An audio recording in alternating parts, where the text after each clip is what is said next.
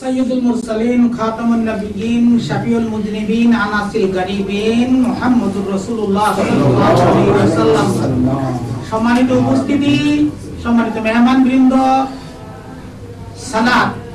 সালাতের মধ্যে কিয়াম এটা রাসূলের সম্মান। সালাতের মধ্যে কিয়াম করা সকল ওয়াহাবি, খারেজি, রাবিদি, ইবনে তাইমিয়া, সুন্নি, গায়রে সুন্নি সবাই জানেন সালাতের কিয়াম ফরজ। এটা আজকে জেনে রাখেন, সালাতে কিয়াম করা ফরজ আল্লাহর তরফ থেকে সাব্যস্ত করা হয়েছে। কেন? ওয়াহাবিরা যদি জানতো সালাত মানে রাসূল, তাহলে নামাজ বন্ধ করে দিত।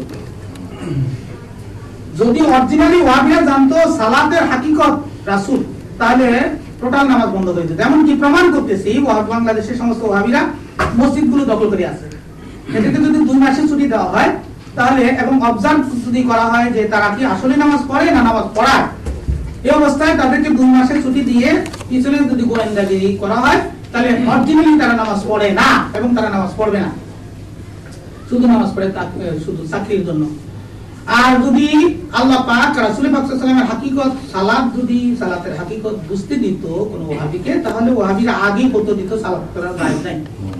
প্যারা হাদিসের এই অবস্থায় সালাত রাসূল, সালাতকে রাসূল, যাকাত পৃথিবীতে মানবতার জন্য আল্লাহ রাসূল আসছে, মানবতার গোষ্ঠীর জন্য, মানব কল্যাণের জন্য আল্লাহর তরফ থেকে যাকাত দেওয়া ফরজ হয়েছে। তার মানে যাকাত ও রাসূল, যাকাত ও রাসূল, হজ ও রাসূল। তার মানে কাবা শরীফ, আমার মুর্শিদ কাবলার কাছে শুনেছি কাবা শরীফ নির্মাণ করেছেন আল্লাহ পাক আল্লাহ রাসূলের কদম মুবারকে নূর দিয়ে।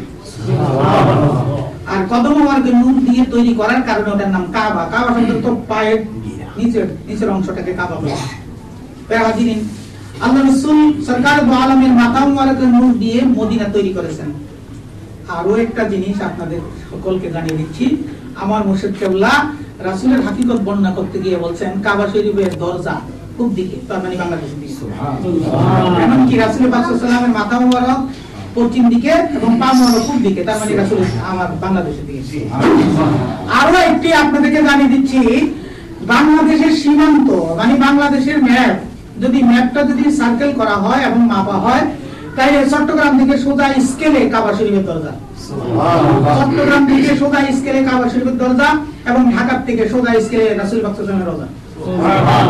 তার হাজিরিন, আমরা সেই রাসূল পাক সাল্লাল্লাহু আলাইহি ওয়াসাল্লামের কদমে আছি, আমরা রাসূলের কদমে আছি। আরেকটি শুভ সংবাদ, আরেকটি শুভ সংবাদ দিচ্ছি, আল্লাহ পাক পৃথিবীকে 2 ভাগে ভাগ করেছেন। আল্লাহ পাক পৃথিবীকে 2 ভাগে ভাগ করেছেন, একটা হলো স্বর্গ আর একটা হলো নরক। যে স্বর্গ অবস্থান হলো এশিয়াটা, অর্থাৎ স্বর্গীয় দেশ, মানে যেটা হলো প্রেমনগর, ভোটনগর।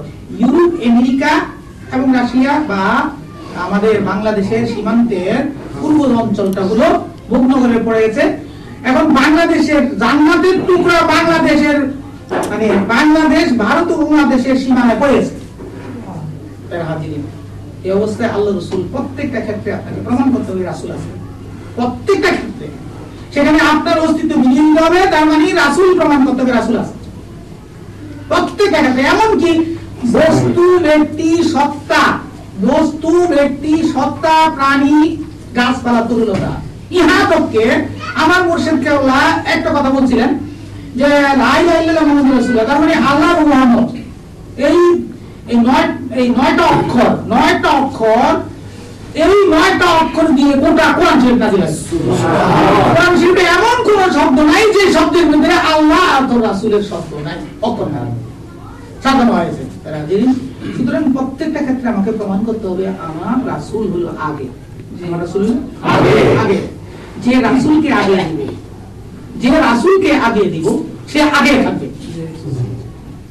এমনকি আপনি সূরা ফাতিহার মধ্যে আল্লাহ পাক স্পষ্ট ভাষায় বলছেন, তোমরা কোনো কাজে তোমরা রাসূলের উপরে যাও না, মানে তোমাদের কোনো কর্মসূচি রাসূলের উপরে প্রাধান্য দিও না, বরং তোমার জিনিসটাকে পিছনে দাও। এর হাজির বলে তাকুলু রাইনা, আঞ্চলিক শব্দ দিয়ে রাসূলকে সম্বোধন করো না। তার মানে বাংলাদেশে আজকে আপনাদেরকে আরেকটা জিনিস জানিয়ে দিচ্ছি, জনাবে রাসূল বলা মহাপাপ, যেহেতু মাননীয় প্রধানমন্ত্রী মহামান্য রাষ্ট্র রাষ্ট্রপতি, যদি মহামান্য রাষ্ট্রপতি একজনের সাথে লাগানো হয়, মহামান্য মাননীয় প্রধানমন্ত্রী যদি লাগানো হয়, আল্লাহ রাসূলকে জনাব বলা পাপ।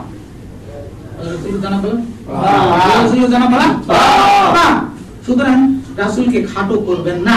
একজন সাধারণ মেম্বারের সাথে জনাব, একজন চেয়ারম্যানের সাথেও জনাব কথাটা একটু অসুবিধা। বিশেষ করে মাননীয় কথাটা মাননীয়, মাননীয় মানে তাকে মান্য করি, মাননীয় মানে। আর জনাব শব্দের অর্থ হলো যে আমার মতো আর তোমার মতো। সুতরাং প্রত্যেকটা ক্ষেত্রে ভাষা সৌন্দর্যতাও আমাদের প্রয়োজন। এই ক্ষেত্রে আল্লাহ পাক কোরআন শরীফে স্পষ্ট ভাষায় বলছেন, ওয়ালা তাকুলু রাইনা, তোমরা আঞ্চলিক শব্দ ব্যবহার করবে না, আঞ্চলিক শব্দ ব্যবহার করবে না। এই ক্ষেত্রে আমরা নাতে রাসূল, নাতে রাসূল, নাতে রাসূল, এই নাতে রাসূল আর হামদে বাড়ি তাআলা অল আর ইকুয়াল, অল আর ইকুয়াল। আমরা নাতে রাসূলের দিকে আবার যাচ্ছি। এখন নাতে রাসূল পরিবেশন করবে রেদওয়ান সিদ্দিকী, রেদওয়ান মোহাম্মদ রেদওয়ান সিদ্দিকী, রেদওয়ান সিদ্দিকী।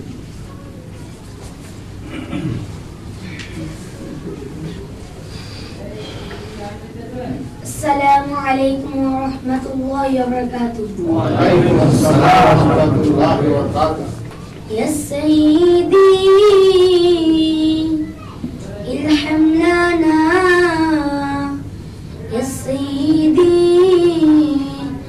الحم لنا، يا سيدي الحم لنا، يا سيدي الحم لنا، يا سيدي الحم لنا، يا سيدي الحم لنا.